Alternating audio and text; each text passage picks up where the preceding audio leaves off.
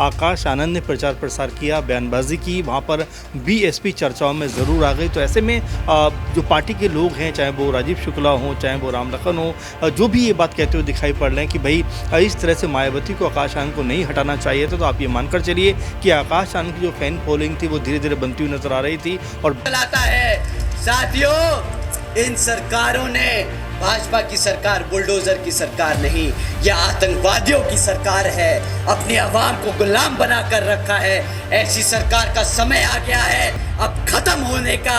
और यहाँ आकाश आनंद को लेकर जो मायावती ने फैसला लिया है अपने उत्तराधिकारी और पार्टी के राष्ट्रीय कोऑर्डिनेटर के पद से हटाने का, उस फैसले को पलटेंगे तो हैं ही मायावती, इस बात में कोई दौराय नहीं है, लेकिन फैसला पलटेंगे कब, अब ये सवाल है और उसका जवाब गई और भारतीय जनता पार्टी के अगेंस्ट में ऐसा बयान दे दिया जिसके कारण मायावती को देखिए इतना तगड़ा एक्शन लेना पड़ा, उनका पद ही छीन लिया। अब बात अगर 2027 के उत्तर प्रदेश के विधानसभा चुनाव की करी जाए तो आकाश आनंद यहाँ पर मुझे दिखाई देता है कि बीएसपी पार्टी उन पर एक बार फिर से भरोसा जताएगी, क्योंकि बीएसपी पार्टी उत्तर प्रदेश की सियासत में एक बार फिर से बहुजन समाज पार्टी की राष्ट्रीय अध्यक्ष मायावती एक और अहम फैसला ले सकती हैं। अब अपने फैसले को वह बदलती हुई नजर आ सकती हैं। अपने भतीजे आकाश आनंद को अब क्या वह नेशनल कोऑर्डिनेटर पद और उत्तराधिकारी का पद क्या एक बार फिर से सौंपती हुई नजर आ सकती हैं? सवाल इस वजह से है क्योंकि अब बहुजन समाज पार्टी में सियासी हलचल तेज हो चुकी है, तल्खियां बढ़ती हुई नजर आ रही हैं। अब इस्तीफे की यहां पर लाइन लगती हुई देखी जा रही है, सिर्फ और सिर्फ आकाश आनंद के खातिर। नमस्कार, नेक्स्ट 9 न्यूज़ देख रहे हैं आप। मैं हूं आपके साथ प्रांशु राठौर। स्वागत है आपका हमारे खास प्रोग्राम 2024 का महासंग्राम में। दरअसल आपको बता दें कि बीते 7 मई को हमने देखा कि आकाश आनंद को मायावती ने नेशनल कोऑर्डिनेटर और उत्तराधिकारी के पद से बर्खास्त कर दिया। मायावती को लेकर सियासी अटकलें तेज हुई। सियासी जानकारों का ये कहना रहा कि मायावती ने आकाश आनंद के भविष्य को देखते हुए ये फैसला लिया है, क्योंकि आकाश आनंद ने जिस तरह से योगी सरकार, मोदी सरकार पर हमला बोल दिया, जिसके बाद से ये देखा गया कि आकाश आनंद के खिलाफ मुकदमे दर्ज कर दिए गए। और ऐसे में मायावती कहती हैं कि अभी आकाश आनंद में वो मैच्योरिटी नहीं आई है जो आनी चाहिए थी, और ऐसे में आकाश आनंद के चलते पार्टी की छवि पर एक गहरा प्रभाव पड़ता हुआ नजर आ सकता था। और आकाश आनंद को वह कानूनी पचड़ों में फंसते हुए देखना नहीं चाहती। आने वाले समय में कोर्ट के चक्कर आकाश आनंद ना लगाएं, उनके हित को ध्यान में रखते हुए मायावती ने यह फैसला लिया। अब यहाँ पर यह देखना होगा कि मायावती क्या आकाश आनंद को यह पद वापस सौंपेंगी या नहीं। दरअसल आपको बता दें कि अमेठी में बीएसपी को बड़ा झटका ये लगा है कि बीएसपी के 2 नेताओं ने अपना इस्तीफा सौंप दिया और उनके साथ साथ तमाम कार्यकर्ताओं ने भी। उनका कहना रहा है आकाश आनंद के लिए, आकाश आनंद के पक्ष में वह उतरते हुए नजर आए हैं कि आखिरकार उन्हें पद से क्यों हटाया जा रहा है। जी हाँ, आपको बता दें कि राम लखन ने इस्तीफा दिया है तो वहीं राजीव शुक्ला ने भी। ऐसे में यहाँ पर सवाल यही बन जाते हैं कि क्या मायावती अब अपना फैसला बदलती हुई देखी जा सकती हैं? क्या जल्द से जल्द आकाश आनंद को फिर कोई अहम भूमिका में वह दिखाती हुई नजर आएंगी? सवाल यहाँ पर रहेंगे न्यूज़ रूम में बैठे हुए सहयोगियों से। सबसे पहले सवाल यहाँ पर लेना चाहेंगे अमन जी से। जिस तरह से मायावती ने आकाश आनंद को उनके पद से हटा दिया, उत्तराधिकारी के तौर पर आगे किया, बीते साल दिसंबर के महीने में ये जिम्मेदारी सौंप दी, आकाश आनंद को लॉन्च किया जाता है नगीना हॉट सीट से, और नगीना सीट से जहां से वे खुद चुनाव लड़ती हैं। मतलब देखा जाए आकाश आनंद को लॉन्च करने में उन्होंने कोई कसर नहीं छोड़ी, और अचानक से जब उनकी भाषा शैली सुनते हैं तो वह हटा देती हैं। लेकिन अब अपनी पार्टी में टूट देखकर, इस्तीफे देखकर, नेताओं को जाते हुए देखकर क्या मायावती अब कोई बड़ा फैसला ले सकती हैं? देखिए, जाहिर सी बात है कि चुनाव के बीच में आकाश आनंद को हटाना मेरे ख्याल में मायावती की जल्दबाजी को दिखाता है कि उन्होंने बिना सोचे समझे शायद ये फैसला किया, क्योंकि अगर आकाश आनंद रहते तो तमाम सीटों के ऊपर बीएसपी की जो कह सकते हैं हलचल थी वो मस्ती हुई नजर आती, क्योंकि आपने देखा कि जिन जिन सीटों पर आकाश आनंद ने प्रचार प्रसार किया, बयानबाजी की, वहाँ पर बीएसपी चर्चाओं में ज़रूर आ गई। तो ऐसे में जो पार्टी के लोग हैं, चाहे वो राजीव शुक्ला हों, चाहे वो राम लखन हो, जो भी ये बात कहते हुए दिखाई पड़ रहे हैं कि भाई इस तरह से मायावती को आकाश आनंद को नहीं हटाना चाहिए था, तो आप ये मानकर चलिए कि आकाश आनंद की जो फैन फॉलोइंग थी वो धीरे धीरे बनती हुई नजर आ रही थी,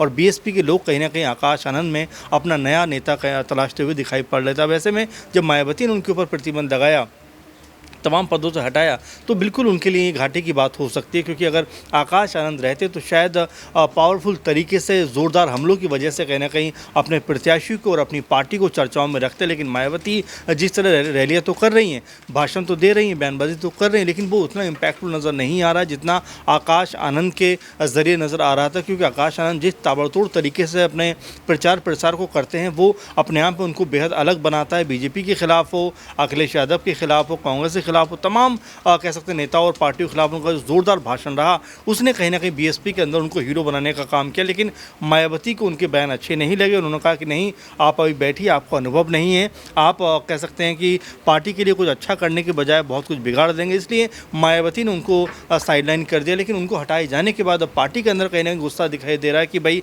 आकाश आनंद तो बेहतर काम कर रहे, तो उनको नहीं हटाया जाना चाहिए था। बिल्कुल, आकाश आनंद जिस तरह से युवा नेताओं के बीच अपनी लोकप्रियता को बढ़ाते हुए नजर आ रहे थे, आकाश आनंद ने जिस तरह से भाषण देना शुरू किया, वो अंदाज कहीं ना कहीं यहाँ पर राजनीतिक दलों में हलचल तेज कर चुका था। बीजेपी हो, समाजवादी पार्टी हो, चाहे अन्य राजनीतिक दल, कहीं ना कहीं आकाश आनंद उनकी मुश्किलों को बढ़ाते हुए देखे जा रहे थे। यहाँ पर आपको आकाश आनंद का वो भाषण भी सुना देते हैं जब वह बीजेपी पर हमला बोल देते हैं। क्या कुछ कहते हुए नजर आते हैं, देखिए जरा। इन्होंने सरकारी स्कूलों की इतनी हालत खराब कर दी है, बदतर कर दी है कि आज अगर सरकारी स्कूल के बच्चे को आप गुणा भाग करने को कहो तो 8वीं कक्षा के बच्चे गुणा भाग नहीं कर पाते। और ये मैं नहीं कह रहा, ये इनकी सरकारी सर्वे बोल रहे हैं। अगर आप उनसे पूछो अंग्रेजी में 4 सेंटेंस बोल दो बच्चे, तो वो सेंटेंस अंग्रेजी में सवाल जवाब नहीं कर सकते। वो समझ नहीं पाते कि सामने वाला अंग्रेजी में बोल क्या रहा है। साथियों, अगर शिक्षा के और नाम पर आपने ये खिलवाड़ किया है तो आप बताइए, क्या इन लोगों को वोट बनता है कि नहीं? वोट नहीं बनता तो क्या बनता है? जूता, चप्पल या लाठी? क्या तीनों मारोगे? तीनों मारोगे? ठीक है साथियों, तो एक एक जोड़ी चप्पल निकाल लीजिए, एक एक लाठी निकाल लीजिए और एक एक जूता निकाल लीजिए। वोट मांगने आए, उसी हिसाब से उसे वोट, चप्पल, जूता और डंडा मार मार के उसको बता देना कि जो तुम लोगों ने हमारे से शिक्षा छीनी है उसके बदले तुम्हें वोट नहीं, ये डंडा मिलेगा। साथियों, शिक्षा के नाम पर इनसे जब सवाल करोगे तो ये आपको डिजिटल इंडिया की बात बताएंगे कि हमने डिजिटल इंडिया बनाया है, चलाता है।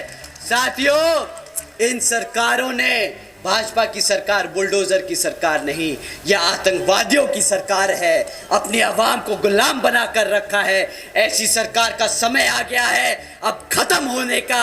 और यहाँ पर बहुजन समाज पार्टी की सरकार बनाकर, बहन जी को प्रधानमंत्री बनाकर यहाँ पे उत्तर प्रदेश में बहुजन समाज पार्टी का राज कायम करने का।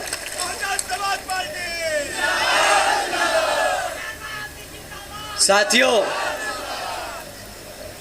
अगर हमारी बात थोड़ी ज़्यादा छुप गई हो और इलेक्शन कमीशन को लगे कि हमें तालिबान नहीं बोलना चाहिए था या भाजपा को आतंकवादी नहीं बोलना चाहिए था, तो हम उनसे दरख्वास्त करेंगे कि यहाँ उतर के आके देखें और गांव-गांव में घूमें और पता करें कि यहाँ के जो बहन बेटियाँ हैं, जो हमारे युवा हैं, वो किस हालत में जी रहे हैं। वो खुद समझ जाएंगे कि जो हमने कहा वो गलत नहीं, वो सत्य है, वो सच है, वो हमारी आवाम आज जी रही है।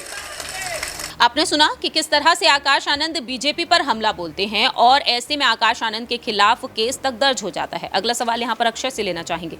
जिस तरह से आकाश आनंद को साइडलाइन किया गया है, क्या यहाँ पर मायावती चुनाव के बीच ही अपना फैसला बदल देंगी या फिर चुनाव के बाद हम देखते हुए नजर आएंगे? क्योंकि उपाध्यक्ष के पद से उन्होंने अपने भाई आनंद कुमार को भी एक वक्त हटा दिया था जब भाई भतीजा बात कर उन पर आरोप लगा, लेकिन फिर उन्हें ये पद सौंप दिया गया था। देखिए, निश्चित तौर पर आकाश आनंद को लेकर जो मायावती ने फैसला लिया है अपने उत्तराधिकारी और पार्टी के राष्ट्रीय कोऑर्डिनेटर के पद से हटाने का, उस फैसले को पलटेंगे तो हैं ही मायावती, इस बात में कोई दौराय नहीं है।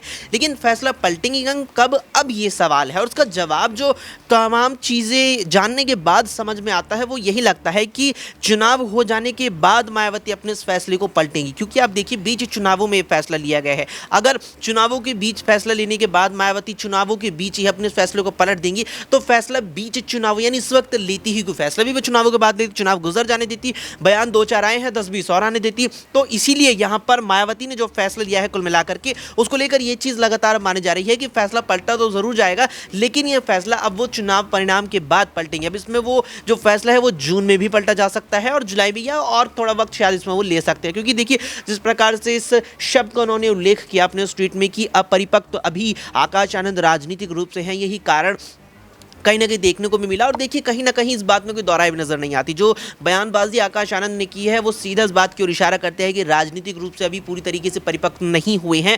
तो अब जो फैसला मायावती ने लिया है, सवाल यही है और जवाब इसका यही समझ आता है कि पलटा तो जरूर जाएगा, लेकिन शायद चुनावों के बाद, चुनावी परिणामों के बाद। बिल्कुल, कहीं ना कहीं चुनावी परिणामों के बाद मायावती ये फैसला तो ले सकती हैं, लेकिन ऐसे में यहाँ पर चंद्रशेखर आज़ाद भी चर्चा का विषय बनते हुए नजर आए। सवाल यहाँ पर ये बन गया कि चंद्रशेखर आज़ाद के लिए क्या मायावती अपने फैसले में बदलाव करेंगे। जिस तरह से वह कहती हैं किसी भी राजनीतिक दल के साथ वह जुड़ना नहीं चाहेंगी, अकेले ही ये चुनाव लड़ना चाहेंगी। और ऐसे में ये देखा गया कि मायावती ने जिस तरह से आकाश आनंद को कमान सौंपी, इसके बाद से चंद्रशेखर आज़ाद ने अपने इंटरव्यूज में साफ तौर पर बातें रखी कि कोई ना कोई पल तो आएगा जब मायावती एक बार फिर से उन्हें अपने साथ लेकर चलेंगी। लेकिन ऐसे में सवाल ये बन जाते हैं कि आकाश आनंद को साइडलाइन करना, क्या चंद्रशेखर आज़ाद की मुश्किलों को एक बार फिर से मायावती बढ़ाती हुई देखी जाएंगी। तनुज से अगला सवाल रहेगा यहाँ पर, जिस तरह से आज़ाद को हम देख रहे हैं कि आज़ाद को भी आकाश आनंद ने चुनौती दी, लेकिन अब एक बार फिर से उनकी वापसी, नगीना सीट पर चंद्रशेखर आज़ाद का चुनाव लड़ना, लेकिन अब आने वाले समय में विधानसभा चुनाव भी होंगे, तो आकाश आनंद किस तरह से युवा नेता के तौर पर चंद्रशेखर आज़ाद को चुनौती देते हुए नजर आ सकते हैं। देखिए कहीं ना कहीं चंद्रशेखर आज़ाद को इस समय चुनौती आकाश आनंद देते नजर आ रहे थे, क्योंकि युवा के तौर पर मैं देखूं तो आकाश आनंद एक अच्छे नेता बनने की पूरी कोशिश करते नजर आ रहे थे, लेकिन थोड़ी सी भाषा शैली में वो गलती हो गई और भारतीय जनता पार्टी के अगेंस्ट में ऐसा बयान दे दिया जिसके कारण मायावती को देखिए इतना तगड़ा एक्शन लेना पड़ा, उनका पद ही छीन लिया। अब बात अगर 2027 के उत्तर प्रदेश की विधानसभा चुनाव की करी जाए तो आकाश आनंद यहाँ पर मुझे दिखाई देता है कि बीएसपी पार्टी उन पर एक बार फिर से भरोसा जताएगी, क्योंकि बीएसपी पार्टी के पास कोई और दूसरा ऑप्शन यहाँ पर दिखाई नहीं देता है। क्योंकि जो बीएसपी पार्टी है उनकी उम्मीद मायावती से टूट गई है, क्योंकि मायावती उस तरह से देखिए एक्टिव नजर नहीं आती हैं। शायद यही कारण था कि युवा के तौर पर देखिए आकाश आनंद की उन्होंने राजनीति में एंट्री कराई। ठीक है, अगर उन्हें कोई सज़ा के तौर पर अब थोड़ा सा एक सीख दे दिए कि अगर आगे से आप भाषण दें तो इस तरह के शब्दों का इस्तेमाल ना करें, लेकिन देखिए आप बिल्कुल देखिएगा एंट्री ज़रूर होगी 2027 के चुनावों में, उत्तर प्रदेश की विधानसभा चुनाव होंगे और आकाश आनंद ही वो नेता है जो चंद्रशेखर आज़ाद को टक्कर दे सकते हैं, क्योंकि दोनों का देखिए विजन भले ही एक है, लेकिन सबसे बड़ी बात यह है कि दोनों एक देखिए एजुकेटेड है, उसमें कोई दोहराई नहीं है।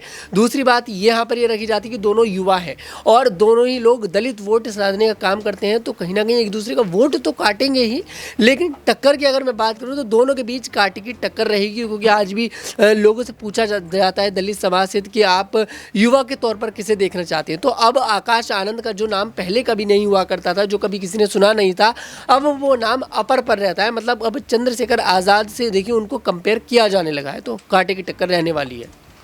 अब यही देखना होगा कि मायावती की पार्टी में जिस तरह से नेताओं ने इस्तीफा देना शुरू कर दिया है, क्या आने वाले दिनों में मायावती एक बार फिर से अपना फैसला बदलेंगी या नहीं। फिलहाल इस खास प्रोग्राम में इतना ही। आपकी इस पर क्या कुछ राय प्रतिक्रिया है कमेंट सेक्शन में बता सकते हैं। तब तक के लिए आप देखते रहिए नेक्स्ट 9।